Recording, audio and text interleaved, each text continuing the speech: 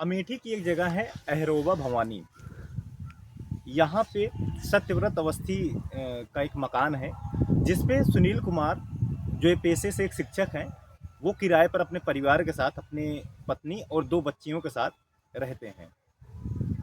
3 अक्टूबर 2024 की एक शाम एक व्यक्ति उनका दरवाज़ा खटखटाता है। सुनील कुमार जी दरवाज़ा खोलते हैं तो सामने जो व्यक्ति था उसका नाम चंदन वर्मा है, जिसको वो जानते थे। वो हाथ में पिस्टल लिए सुनील कुमार जी के ऊपर 3 गोलियां फायर कर देता है, जिसके बाद मौके पर ही उनकी मौत हो जाती है। उसके बाद ये 2 गोली उनकी पत्नी पूनम भारती के ऊपर फायर करता है, जिनकी मौत भी तुरंत ही हो जाती है। उसके बाद ये व्यक्ति एक गोली इनकी 1.5 साल की बच्ची जो कि आंगन में खेल रही थी, उसके ऊपर फायर करता है। और इनकी 2 बच्चियाँ थी सुनील कुमार की। तो दूसरी जो बच्ची थी, जो जिसकी एज लगभग 5 साल थी, वो अपनी जान बचाकर बेचारी भागने लगती है। और ये क्रूर व्यक्ति चंदन वर्मा उसको भी नहीं छोड़ता और उसके ऊपर भी गोली फायर कर देता है, बंदूक से, पिस्टल से गोली फायर कर देता है और उसकी भी मौके पे मौत हो जाती है। तो कुल मिला के लगभग ये 9 गोलियाँ टोटल फायर करता है। और ये शोर शराबा सुन करके आसपास के लोग इकट्ठा हो जाते हैं, जिसकी वजह से ये अपनी जान बचाकर बाउंड्री की दीवार कूद करके जल्दी से भाग जाता है। और बाद में यूपी एसटीएफ इसे नोएडा से गिरफ्तार भी करती है।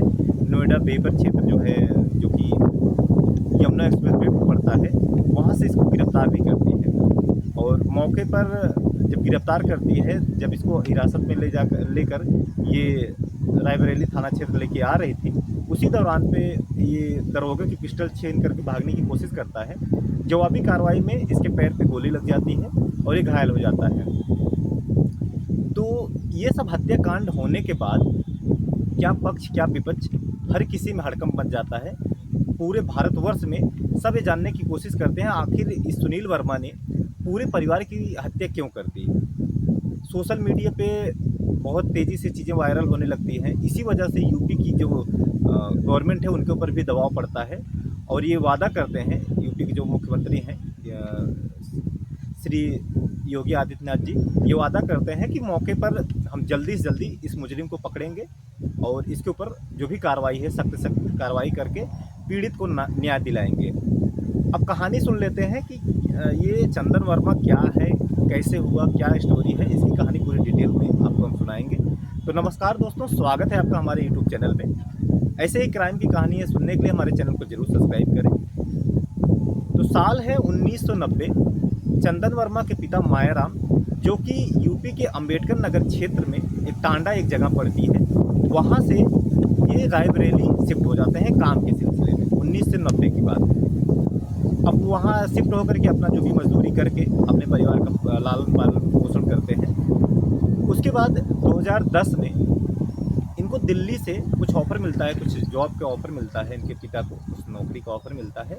ये अपना परिवार लेकर के दिल्ली शिफ्ट हो जाते हैं। हालांकि इनके जो चाचा वगैरह हैं चंदन वर्मा के, ये यहाँ छूट जाते हैं, परिवार यहाँ छूट जाता है। कुछ परिवार यहाँ भी रहता है, कुछ परिवार दिल्ली भी रहता है। 2000 ऐसे 10 साल बीत जाते हैं। 2019-20 का वक्त आ जाता है, जबकि जब कोविड का समय आ जाता है, उस दौरान तो जॉब का बहुत ज़्यादा दिक्कत हो जाता है। उसी दौरान चंदन वर्मा जो है वापस रायबरेली आ जाता है। रायबरेली में एक क्षेत्र है मठिया, जहाँ ये लोग रहते हैं, वहाँ आ जाता है, वहाँ आकर के रहने लगता है। चंदन वर्मा पेशे से लैब टेक्नीशियन है, इसी वजह से ये ब्लड सैंपल वगैरह ये सब चीज़ें, इनकी सारा जांच वगैरह करना, ये सब भी काम करता है। इसी वजह से आसपास के जो भी हॉस्पिटल हैं वहाँ पे इसकी पहचान हो जाती है। और इसके पास एक बुलेट भी रहती है, बुलेट मोटरसाइकिल भी रहती है चंदन वर्मा के पास, जिससे ये अपना रंगदारी करना, रौब दिखाना और इस तरीके से तुनक मिजाजी करना, ये इसका पेशा रहता है चंदन वर्मा का। तो ये कहानी है चंदन वर्मा की। और जो टीचर हैं सुनील कुमार, इनकी भी कहानी आपको हम बता दें। सुनील कुमार एक मजदूर परिवार में जन्म लेते हैं, जो कि बहुत गरीब परिवार रहता है। और सुनील कुमार अपने बड़े भाई की सहायता से, बड़ा भाई इनका मेहनत मजदूरी करके सुनील कुमार को पढ़ाता है। इनके भाई और इनके पिताजी इनको पढ़ाते हैं, जिसकी वजह से सुनील कुमार तो काफ़ी टैलेंटेड थे, पढ़ने में काफ़ी तेज़ थे, काफ़ी होनहार छात्र थे। और 2018 में इनकी नियुक्ति यूपी पुलिस में कांस्टेबल के पद पे हो जाती है। लेकिन सुनील कुमार, जो कि बहुत ही नरम स्वभाव के थे, बहुत शांत स्वभाव के थे। उनको ये जॉब पसंद नहीं आती यूपी पुलिस की, तो ये किसी और जॉब में भी ट्राई करते रहते हैं जॉब के दौरान। इसी वजह से 2020 में इनकी नियुक्ति सहायक अध्यापक, 2020 दिसंबर के मंथ में सहायक अध्यापक के तौर पे इनकी नियुक्ति अमेठी में हो जाती है। और इनका जो जब तक इनका कॉलेज मिलता नहीं तब तक इनको बीएससी ऑफिस दिया जाता है 15 दिन 20 दिन 1 महीने के लिए। और इनका जो 29 जनवरी 2021 को इनको कंपोजिट विद्यालय में पोस्टिंग इनकी हो जाती है अमेठी क्षेत्र में, जो भी लगता है। अब शिक्षक की पोस्ट जब अमेठी में हो जाती है तो ये सोचते हैं कि अपने परिवार जैसा जो भी अभाव में ये जिए थे, ये अभाव अपने बच्चों को नहीं देना चाहते थे। हालांकि इनकी शादी हो चुकी थी और इनको एक बच्ची थी, तो इसी के लिए सोचते हैं कि अपने बच्चों को साथ ले करके शहर में रहा जाए, जिसकी वजह से इनको अच्छी नौकरी मिले, अच्छी शिक्षा मिले। जो हमको अभाव था वो अभाव हमारे बच्चों को ना मिले, इसी वजह से ये शहर में रहने लगते हैं अपने परिवार के साथ, अपनी वाइफ और अपने बच्चे के साथ में। ऐसे ही कई सारे किराए पे रहते हैं, कई सारे मकान चेंज करते करते 2023 का सन आ जाता है और 2-3 मकान चेंज करते करते अंत में ये मठिया वाले क्षेत्र में, जहाँ सुनील वर्मा रहता था, जहाँ पे ये चंदन वर्मा रहता था, वहाँ पे ये पहुँच जाते हैं। और चंदन वर्मा से सुनील वर्मा की थोड़ी सी मित्रता कह सकते हैं, थोड़ी मित्रता जैसी हो जाती है। और तो चंदन वर्मा का आना जाना सुनील कुमार के घर में होने लगता है। इसी वजह से चंदन वर्मा की नज़दीकियाँ सुनील कुमार की पत्नी पूनम भारती से हो जाती है।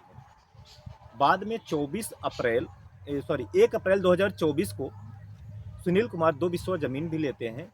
अब इनकी थोड़ी दोस्ती हो जाती है, इसी वजह से इनको मुख्य गवाह भी बनाया जाता है उस ज़मीन में। उस ज़मीन का जो मुख्य गवाह है चंदन वर्मा को बनाया जाता है, सुनील कुमार जो ज़मीन लेते हैं। तो जब इनको मुख्य गवाह बनाया जाता है तो इनकी पत्नी से चंदन वर्मा की नज़दीकियाँ और ज़्यादा हो जाती हैं। बाद में वीडियो कॉल करना, वॉइस कॉल करना, मैसेज भेजना, ये सब चीज़ें इनका शुरू हो जाता है, इनकी पत्नी सुनील कुमार की पत्नी और चंदन वर्मा के बीच में। इसी वजह से एक दिन सुनील कुमार अपनी पत्नी का मोबाइल देख लेते हैं और ये जो सारी चीज़ें, जो भी चीज़ें बात हुई थी, वो सब समझ जाते हैं, देख लेते हैं और अपनी पत्नी को मना करते हैं, हिदायत देते हैं कि अब उससे तुम दूर रहो। पत्नी बात मान लेती है और चंदन वर्मा से दूरियां बनाना चालू कर देती है। ये चीज़ चंदन वर्मा को पसंद नहीं आती और बार बार उसको परेशान करना, उनकी पत्नी को परेशान करना, पूनम भारती को बार बार परेशान करना, ये इसका काम हो जाता है। इसी वजह से ये लोग परेशान होकर के चंदन वर्मा के खिलाफ एक गदागंज एक थाना क्षेत्र लगता है, वहाँ पे एक एफआईआर दर्ज कराते हैं छेड़छाड़ और परेशानी का, हरासमेंट का। ये लोग चंदन वर्मा के खिलाफ एक एफआईआर दर्ज कराते हैं। हालांकि पुलिस उतना ध्यान नहीं देती इस एफआईआर पे और चंदन वर्मा पे कोई भी कार्रवाई नहीं होती।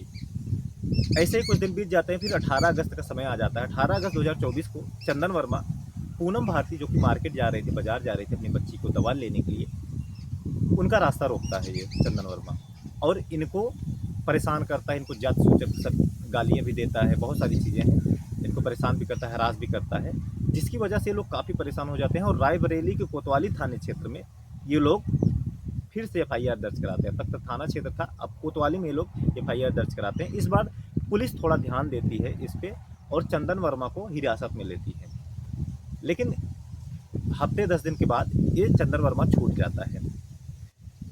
चंदन वर्मा जेल से छूटने के बाद काफ़ी नाराज़ हो जाता है, बहुत ज़्यादा नाराज़ हो जाता है, बहुत ज़्यादा गुस्सा हो जाता है और इन लोगों को बहुत ज़्यादा परेशान करने लगता है। सुनील वर्मा जो कि टीचर हैं और उनकी पत्नी को बहुत ज़्यादा परेशान करने लगता है। इसी वजह से सुनील कुमार सोचते हैं कि अब यहाँ रहना ठीक नहीं है, ये बंदा हमको बार बार परेशान करेगा, इससे बढ़िया हम कहीं बाहर शिफ्ट हो जाएं। तो 3 महीने पहले ये लोग अहरोवा भवानी में जा कर के रहने लगते हैं, जहाँ पे ये सत्यव्रत अवस्थी जो नाम है मुन्ना, इन्हीं के मकान में किराए पर ये लोग रहने लगते हैं। इधर एफआईआर के बाद चंदन वर्मा बहुत बौखलाया रहता है और बस इसी फिराक में रहता है कि अपना बदला कैसे लिया जाए इनके परिवार से, सुनील कुमार के। और 12 सितंबर 2024 को व्हाट्सएप पे स्टेटस भी डालता है कि जल्द ही 5 लोग मरेंगे, दिखाऊंगा। तो उसके बाद कुछ दिन बीत जाते हैं, हालांकि पूनम भारती को काफ़ी हमेशा इनसिक्योरिटी लगी रहती है कि चंदन वर्मा के इस बर्ताव से। हालांकि ये लोग अमेठी में रहने लगे थे और ये रायबरेली में रहता था। लेकिन 3 अक्टूबर 2024 को शाम को 6 बजे ये पहुंच करके, मतलब शाम को 6 बजे पहुंचता है। हालांकि उस समय वहाँ पे दुर्गा भवानी शक्तिपीठ पर मेला भी लगा हुआ था और उसी शोर शराबे में ये उनके यहाँ पहुँच करके गोलियाँ चलाता है। हालांकि आसपास के लोग थोड़ा बहुत अंदेशा होने पे पहुँच भी जाते हैं और ये मौके पे वहाँ से भाग जाता है। बाकी कहानी मैंने शुरू में आपको बता ही दिया। इसके बाद जब वो भागता है वहाँ से, अपनी बुलेट लेके भागता है, तो इसके बाद ये पहुँचता है प्रयागराज। प्रयागराज से ये बस पकड़ करके ये दिल्ली के लिए रवाना होता है। दिल्ली ये सोचता है कि दिल्ली पहुँच करके, जहाँ पहले रहता था 2020 के दौरान, वहाँ पहुँच करके ये अपना कुछ कामकाज करेगा। लेकिन यूपी एसटीएफ में इसे नोएडा के जेवर टोल प्लाजा से इसे पकड़ लेती है और उसी दौरान मदन वर्मा की पिस्टल लेकर के भागने लगता है। ये चंदन वर्मा जो है पिस्टल भागने लगता है और उसी दौरान जवाबी कार्रवाई में इसके पैर पे गोली लग जाती है और इसको हॉस्पिटल में भर्ती कराया जाता है। बाद में मीडिया रिपोर्ट के दौरान मीडिया ने इससे पूछा, भाई तुमने ऐसा क्यों किया?